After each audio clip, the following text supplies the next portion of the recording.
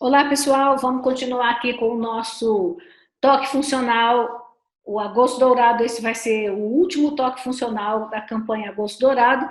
E eu gostaria de discutir dois temas importantes, que é a translactação e a relactação, e olhar isso do ponto de vista da ortopedia funcional dos maxilares.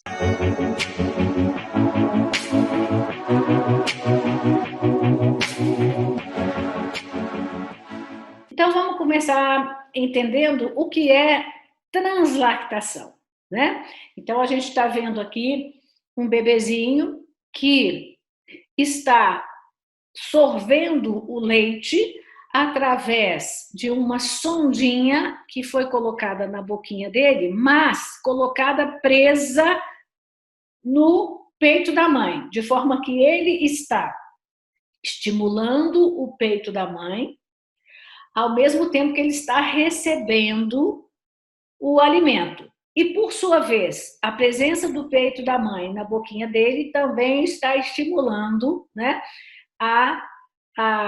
o sistema estomatognático para que aquele estímulo necessário para o crescimento se processe. Então, é algo extremamente importante quando existe algum impedimento de nutrição pelo leite materno nesse primeiro momento, né?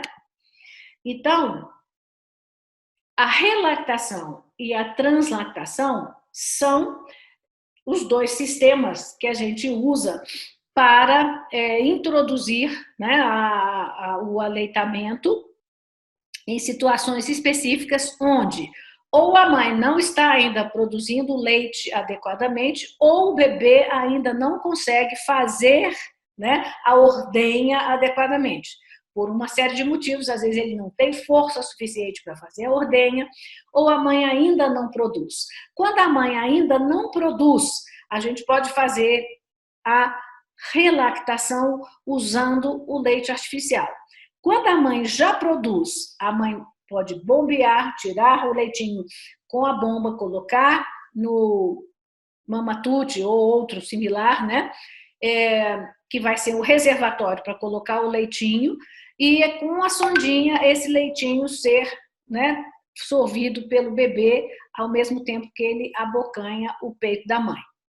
Então, a diferença entre relactação e translactação é apenas ser, na relactação, um leite artificial, e na translactação é o leite materno que está sendo oferecido de forma artificial.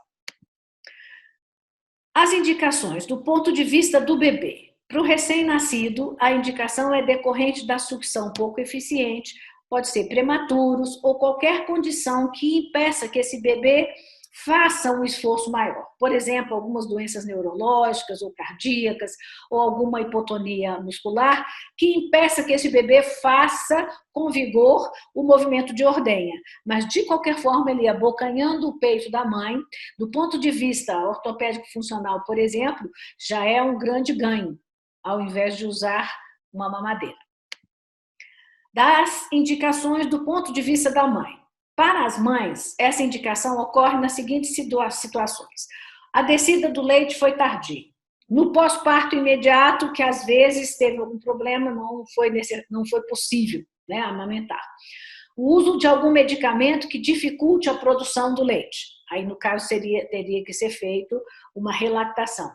A retomada da amamentação após uma intercorrência, ou seja, a mãe teve um problema, precisou ficar afastada do bebê durante um tempo e agora vai fazer novamente, né, a retomada. Então, ela não está produzindo o suficiente, porque não houve o estímulo suficiente, começa a estimular novamente, daqui a pouco o leite vem.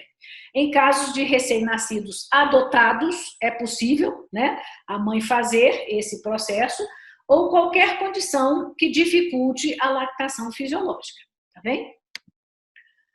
Como realizar? Então, é muito interessante para quem não conhece, muitas pessoas conhecem, mas alguns não conhecem. Então, o leite vai no recipiente acoplado a uma sondinha gástrica, normalmente a número 4, bem fininha, e a outra extremidade, né, fica a nível do mamilo, fixa com uma fitinha ou então com o próprio sutiã adequado, fixa ali a sondinha.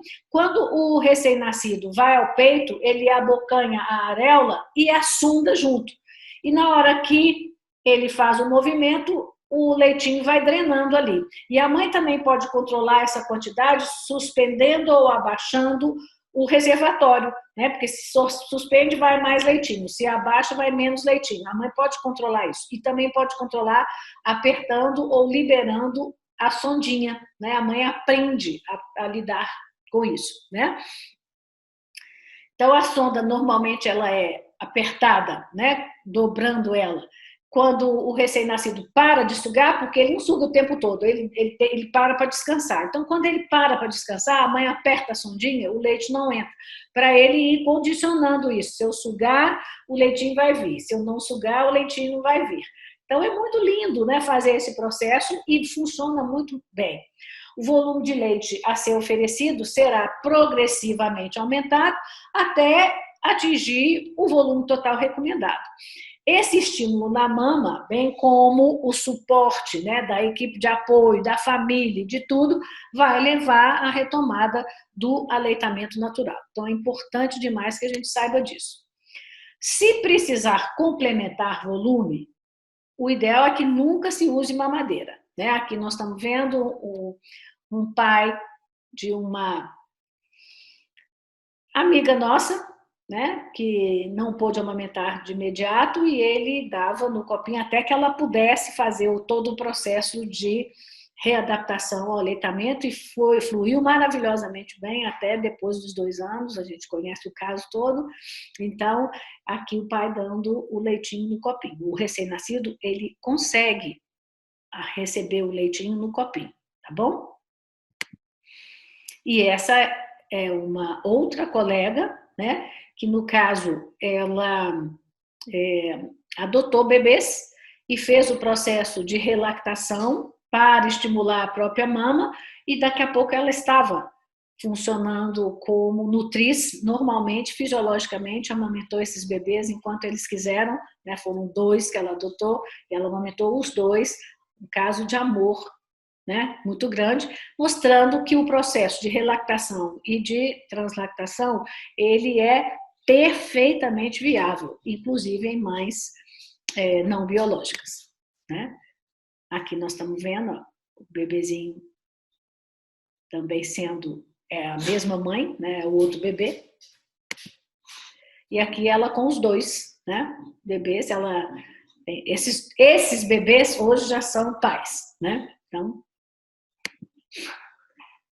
e essa aqui é a esposa de um daqueles bebês amamentando, olha que lindo, né? Então, o ato de amor continua e principalmente o ato de promoção de saúde e de correto crescimento, estímulo de crescimento e desenvolvimento crânio-cervical. Aqui nós temos 2 companheiras, uma deu à luz, a outra fez o processo de estímulo e ambas amamentam os bebezinhos, né, que foram gerados por uma delas, né? Muito lindo também o processo de amor. A mama feminina, ela é diferente da mama masculina? Na verdade, ela sofre um imprinting hormonal diferente, né? Mas intrinsecamente, a grande maioria das mamas masculinas são semelhantes às femininas. Se ela for estimulada hormonalmente e ordenhada, a mama masculina pode lactar, tá? Então, existem casos relatados, né? Essa aqui é uma mulher transgênero, né? Então, originalmente era um homem, mas fez uma transformação e ela conseguiu, adotou o bebê e conseguiu amamentá-lo, né? Fazendo estimulação hormonal e estimulação de pegada. Se existe, né, a estrutura certinha, se a glândula lactífera ela chega no bico do peito, porque às vezes em alguns homens há um corte, os ductos lactíferos não chegam no bico do peito. Se chega no bico do peito, é possível fazer essa estimulação, sim.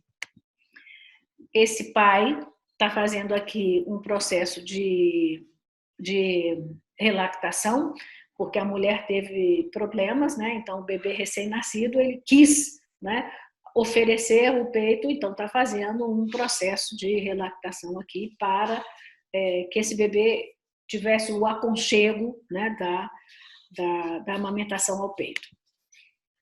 Aqui um outro pai também é um momento, né, único, onde o pai se doa completamente para substituir numa situação onde não foi possível pela mãe. Do ponto de vista da estimulação funcional, é muito relevante qualquer tentativa de se estabelecer um movimento de ordenha. E do ponto de vista afetivo e nutricional, também não há questionamento. Então, quando existe da parte do homem uma disposição em fazer essa oferta, né, em se doar dessa forma, excelente. Se a mãe não puder, existem as tentativas de fazer com que o pai possa, né? E se ele não puder lactar, ele pode relactar, né? Então, é uma opção que hoje aparece já não tão estranha, né? É muito comum em todo mundo que essas coisas já aconteçam, e é muito bem-vindo do ponto de vista afetivo e do ponto de vista funcional. Então, nós encerramos aqui o nosso Agosto Dourado. Eu espero que tenha sido bastante proveitoso para todos, né, que nos acompanharam durante esse mês, e vamos continuar aí sempre com os nossos toques funcionais e os OFMcast. Tudo que a gente conversa no toque funcional, depois a gente discute no OFMcast. E vamos em frente na nossa batalha de mostrar, né, a visão da ortopedia funcional dos maxilares com relação a tudo que diz respeito à fisiologia oral e à fisiologia do sistema estomatognático como um todo. Ok? Muito obrigada.